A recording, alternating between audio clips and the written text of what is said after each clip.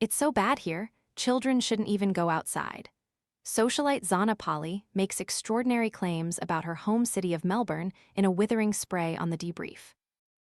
Zana Pali has launched a blistering attack on Victoria's Labour government, declaring former Premier Jacinta Allan killed our state, and insisting she will back anyone at the next election, as long as Labour is out.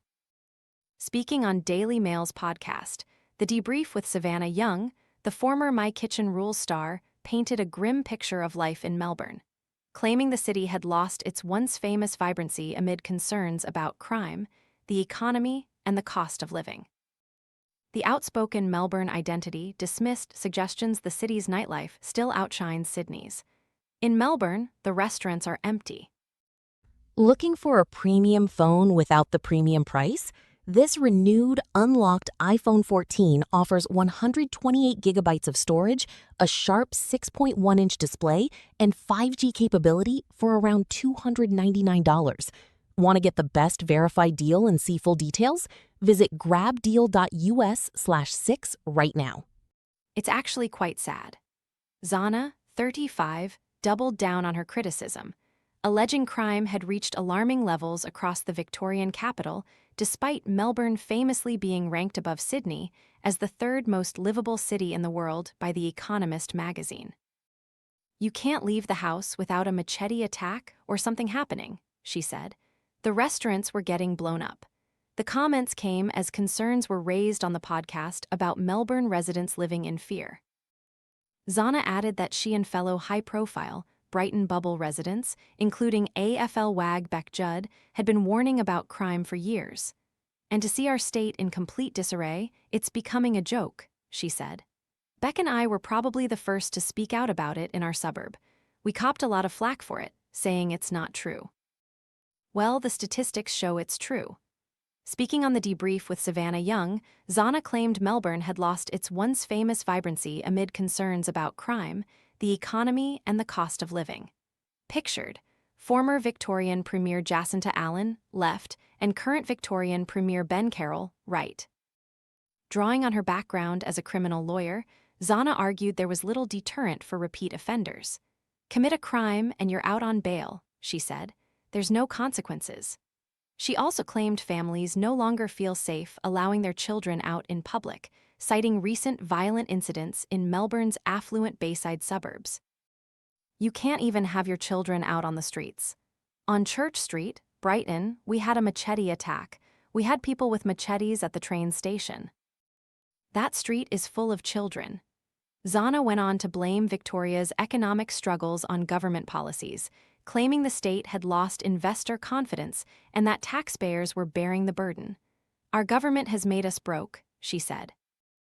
Zana said that she and fellow high-profile Brighton bubble residents, including AFL wag Beck Judd, had been warning about crime for years. Pictured, a recent machete attack at Northland Shopping Centre in Melbourne. "Think about the corruption that happens already with our government. We're over it and we need a fresh start." Because there's no hope right now in Victoria. When asked whether she would ever consider entering politics herself, Zana immediately ruled it out. "But I'll always be vocal." However, she left little doubt about where she stands politically ahead of future elections. When asked who she supports, Zana replied, "Well, anybody but Labour. Anybody other than this current government is who I'm supporting." Zana revealed she had spoken with prominent political figures like One Nation leader Pauline Hanson, Federal Liberal Party leader Angus Taylor, and Victorian opposition leader Jess Wilson. Zana blamed Victoria's economic struggles on government policies, claiming the state had lost investor confidence and that taxpayers were bearing the burden. It comes after Jacinta Allan was replaced as Premier by Ben Carroll, pictured, following a Labour leadership spill last month. She said her message had been consistent regardless of political affiliation. "The common enemy between all of you is Labour," she said. "You aren't against each other." Zana also made clear she was indifferent about which party ultimately prevailed. "I don't really care who wins, just as long as Labour is out," she said.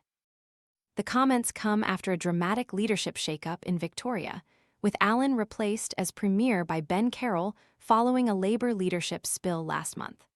Carroll has served in the Labour government's cabinet since 2017. Meanwhile, Carroll and other Labour figures have warned Victoria could be headed for Australia's first minority government involving One Nation. One Nation has moved ahead of Labour again in a federal poll, 1 month after Prime Minister Anthony Albanese's party regained the lead on the primary vote. Support for One Nation has risen 2 points to 31%, according to a Redbridge Group accent research poll published by the Australian Financial Review on Monday. The Populist Party is not polling as well in Victoria ahead of the state election in November.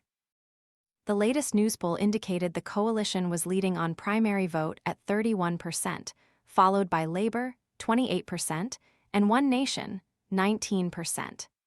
It gave Jess Wilson's Liberal National Coalition the edge over Labour on a two-party preferred basis, 52% to 48%.